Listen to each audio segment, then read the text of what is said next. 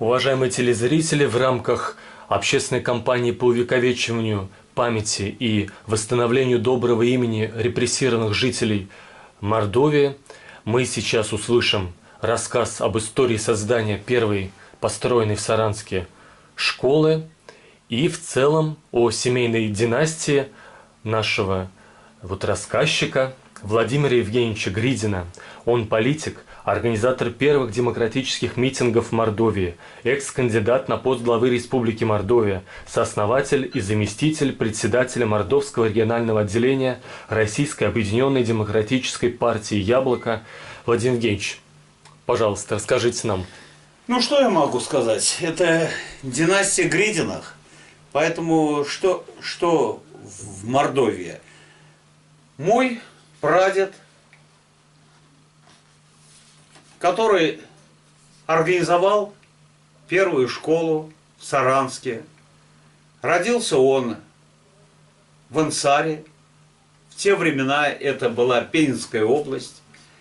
Министерство образования именно с Пензы направили в Саранск для того, чтобы поднимать культуру и образование в городе Саранске.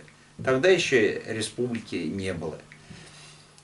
Эту школу он строил благодаря тому, что в Саранске были два хлеботорговца, которые один находился как раз по Льва Толстого, бывшее здание ФСБ, а второй хлеботорговец, который по улице Советской, ближе к железной дороге. Есть кусочек этого здания, еще до сих пор стоит. Так он подошел сначала к одному, хитрость проявил, что вот школу один дает мне, потом к другому, и в итоге были люди-то такие у нас образованные хлеботорговцы. Они считались, что каждый свою лепту хочет внести, и они думали о том, что действительно в России это важно, образование, это очень важно в нашей стране. И поэтому за счет этих денег он строит школу. Потом эта школа, если от Белого дома будет к парку, с правой стороны, в настоящее время это налоговая полиция. Ранее была школа 8-летнее образование, номер 6. И вот при этой школе у него было 6 детей, все были учителя. При этой школе они находились, жили и воспитывали наших детей в Саранске. Далее, среди этих детей, это мой дед Иван Николаевич, почетный гражданин города Саранска, медаль номер 1 у него. Поэтому здесь вот как раз это получается мой дед. Далее династия Гридиных. Мой отец уже. Он строитель. Он строитель как раз строил, такие объекты, которые Муздрамтеатр по улице Советской, как раз он занимался строительством этого театра. А у него какая была должность при строительстве? Тогда я не знаю, но он даже был одно время после войны он и был у нас совнархоз, что-то, и вот понимаете, мы могу, но... Нарком? Да, и он где-то там и что-то рядом, но всегда был, потому что после войны, сами понимаете, очень мало людей, кто живые, он с 41-го года и по 45-го, только, как говорится, ранен один раз, но выжил. И поэтому такие специалисты после войны, они очень ценные люди были. Он что вам рассказывал о строительстве? Ну, строительство, как же, поднимали город Саранск, если в будущем это, не в будущем, уже во время войны это уже Мордовия. Мордовия ведь у нас как организовали? Часть с Нижнего Новгорода, с Пензы и, значит, с Ульяновска. И вот образовалась у нас такая, значит, Мордовия. А раньше вот Инсар, откуда мой, значит, прадед родом, это находилась Пензенская область в те времена. Вот. Но что еще могу вспомнить? Ну, здесь, конечно, вот более молодые, здесь династия Гридиных, это педагоги. Почему? Это как раз мой прадед и учителя. 6 детей, они все учителями были. И потом они разлетелись по сторонам в России, как говорится. Даже со многими, ну, просто уже потерялись связи. Вот. А мой-то дед тогда, ну, вот возраст ее 2 года примерно. Это мой, отец, это отец. А дед мой молодой еще совершенно, который в настоящем. А это что за книга? А это книга Саранск, уездный, так называемый, насколько я. А фотографии у вас спрашивали для этой книги, или они в архивах там? Нет, они в архивах. Нашли, да? Это в архивах, да. Это просто вот эта вот как раз та книга, которая у нас хорошо, что объявилась. А это вот школа, это бывшая 6-я, только в настоящий момент это еще пристрой и находится налоговая инспекция республики. Угу. Вот в настоящее время. А это в те времена именно вот так выглядела эта книга. Но далее кто? Я получился политической деятельностью заниматься. А строителем почему решили не заниматься, если каждый день слышали о рассказах? Ну, кто знает, это судьба, наверное. Но вообще-то у меня действительно и педагоги, и учителя, и мой родной брат, тоже педагог, он, значит, проректор Мордовского госуниверситета по экономике, он был ныне покойный. У меня сестра 47-го года, она до сегодняшнего дня и также преподает, только, значит, преподает фортепиано в музыкальном училище. А вы преподаете предметы, которых в университете не обучают, как с властью иметь отношение, как улучшать жизнь в обществе? Я общаюсь с людьми постоянно, но по жизни тоже как бы получается, что общение с людьми. Вот. Повышаете квалификацию граждан? Ну так вот, поэтому, как я говорю, Бог наградил меня. В настоящий момент у меня 4 сына и внук 1. Поэтому считаю, что жизнь удалась. Жизнь удалась. Это счастье, что 4 сына и все дружные ребята у меня. Вот, и внук. И одни мужчины. Вот так вот. Поэтому род Гридиных продолжается. А о маме расскажите. Ну, а моя мама, значит, вот в этой квартире мы... Где мы находимся? Мы это на улице Советской, напротив Вечного огня. Вот в эту квартиру моя мама, значит, в 41-м году перед войной, она вышла замуж за военного, и буквально через месяц, а тогда, значит, вот дома сюда только военными семьями, 1 комната на семью.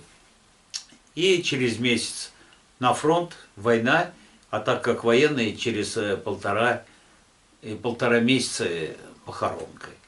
И поэтому вот так получилось, и в этой квартире я в настоящее время и проживаю. А, значит, уже потом, после войны, моя мама нашла моего отца, это как раз перед 47-м годом, после войны, и старшая сестра 47-го года, потом 49-го, это брат мой старший, и сам я 55-й года рождения. А мама ваша где работала? Но она тоже, она и партийная деятельность, тогда обком партии, потом она была и директор гостиницы «Центральной», которая вот была здесь, вот где около собора, потом снесли. Вот она тоже такой активной деятельностью занималась. А вот рядом с вашим домом находится Советская площадь, которая, внешний вид которой изменялся раз в 10 лет, он меняется, и сносился гостиный двор. Как вы это воспринимали и как все это происходило на ваших глазах? Ну и я хочу сказать, я вообще с большим сожалением смотрю на то, что в нашем городе уничтожили практически здания старинные. Вот. Это очень плохо. Вот и хочу сказать, когда приезжаю в Пензу, я, кстати, с удовольствием смотрю вот на эти домики, привели их в двухэтажные домики, это же просто здорово. А у нас примерно вот такой же городок, и я этого помню, и мне очень приятно бы было вот снимки, когда старые вижу. Здесь я же помню, когда по улице Советской даже коров возили. Потом это пешеходная улица была, автобус первый и второй. Здесь одно навстречу первый, а второй другому по кругу через железную дорогу. Вот такие памятники были, очень домики. И если бы их привести в порядок, это, конечно, было бы... Я вообще не понимаю, мне кажется, это некомпетентность людей, но в России столько много земли, и обязательно надо было сносить эти старые дома. Их практически уничтожили. Даже вот взять даже вот бывшие здания ФСБ. Все. Ничего мы не видим, не вспоминаем тот старый Саранск, который был в свое время. А во что можно было бы превратить здание вот, бывшее ФСБ? Допустим, в музей можно было и переоборудовать. Ну, и что угодно, ну, конечно, все привести в порядок. Во-первых, я считаю, красивые здания было. Это же, ну, память, ведь по-любому у нас что самое происходит в наше время, у нас почему-то, ну, память наши, вот мы говорим о детях, что дети должны патриотами быть. Но патриотизм по-разному уже понимается. А я считаю, патриотизм – это память наших родителей, наших предков. Это очень важно забывать. А не так, чтобы ходить на площадь и заставлять наших детей школы и хлопали нашим жуликам и ворам. Вот как бы я бы сказал, что это очень обидно. И все, что я делаю в этой жизни, я не знаю, пробьем мы, но, по крайней мере, мы делали все, чтобы пыталось в нашей стране был порядок. А что значит порядок? Порядок, чтобы законы работали. У нас много хороших законов в стране, и просто они должны быть работать. А в настоящее время они не работают. Это и беда. Уважаемые телезрители, хочу напомнить, что мы слышали рассказ политика, организатора первых демократических митингов в Мордовии, сооснователя и заместителя председателя Мордовского регионального отделения Российской объединенной демократической партии «Яблоко» Владимира Евгеньевича Горитина. А теперь вместе с ним мы, глядя на Владимира Евгеньевича, мы услышим об 11 репрессированных наших земляках, которые связаны с системой вот, младшего и среднего образования, которые мне удалось найти за прошедшие несколько недель. Первое.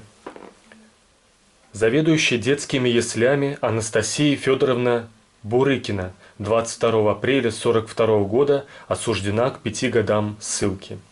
То есть здесь перечислены именно те, кто незаконно осужден, что признала прокуратура мордовская. Второй. Роман Иванович Балакин, отец двоих детей, техник школьного строительства. 9 ноября 1941 года осужден к 10 годам лагерей. Третий. Юрий Иванович Жамков, учащийся школы в Саранске. 14 августа 1941 года осужден к 10 годам лагерей. Четвертое. Владимир Сергеевич Жуков, учащийся Саранского реального училища. 25 июля 1942 года осужден к 3 годам лагерей. Пятое. Михаил Константинович Захаров, учащийся в Саранском учебном заведении. 10 января 1931 года осужден к 3 годам лагерей. Шестое. Владимир Сергеевич Купов, ученик-техник ремесленного училища. 25 июля 1942 года осужден к 3 годам лагерей. Лидия Александровна Ляхова, учительница школы в Саранске. 21 июля 1938 года осуждена к 3 годам лагерей. Кузьма Михайлович Максимов, учащийся в учебном заведении Саранска. 10 января 1931 года осужден к 8 годам лагерей. Александр Константинович Маскинский, преподаватель в школе Саранска. 29 июля 1942 года осужден к 5 годам лагерей. Ольга Ивановна Матасова-Каталеева, двойная фамилия, мать 3 детей, преподавательница в медучилище Саранска. 21 июля 1938 года как член семьи изменника Родины осуждена к 5 годам лагерей. 11, хотя можно перечислять, конечно, бесконечно, Николай Назарович Важдаев, народный комиссар просвещения Мордовской АССР. 23 мая 1938 года осужден к высшей мере наказания и той же ночью расстрелян в здании Саранской городской тюрьмы, бывшем здании ФСБ, в котором находилось хлебное предприятие, да, хлебный. Но это предприятие, он торговый был человек, занимался торговлей. И подвалы, там был выход в подвалы, конечно, в которых хранились все для будущих продаж, складские помещения. Вот как раз я бы сказал, о чем вы говорите, это очень важное дело. В настоящее время почему-то мало кто об этом говорит, а это очень важно, потому что вот эта память должна и понимать. Ничего страшного. Ничего, я сейчас отключу. Попозже. Вот. Дело в том, что действительно мы должны, чтобы наши дети эту память, страшные преступления со стороны сталинских времен, я вообще смотрю и думаю, когда люди говорят о Сталине, мне кажется, они не понимают, что вообще творилось. Люди должны просто... Я не знаю вообще людей, не понимаю. Это страшное время, что, не дай бог, это время может опять вернуться к этому. Меня это очень волнует. И в настоящее время вообще мало что-то об этом говорят. А это очень важно. И поэтому эта память, и, естественно, наши дети должны обязательно школы, именно воспитание в школе, не идти уроки православия, как я считаю. Да, я не против веры. Я говорю о другом. Когда веру именно наших детей хотят покорными быть людьми в школах, это очень опасно и страшно. Это иначе мы уничтожаем свою страну, Россию, потому что люди не могут быть граждане России свободными людьми, а именно они должны, что старшие товарищи скажут, то они и должны, а это неправильно. Дети быть свободны. И как раз воспитывать наших детей, чтобы никогда не произошло то, что это 37-й и более времена, когда были преступления со стороны сталинских репрессий. И об этом должны четко.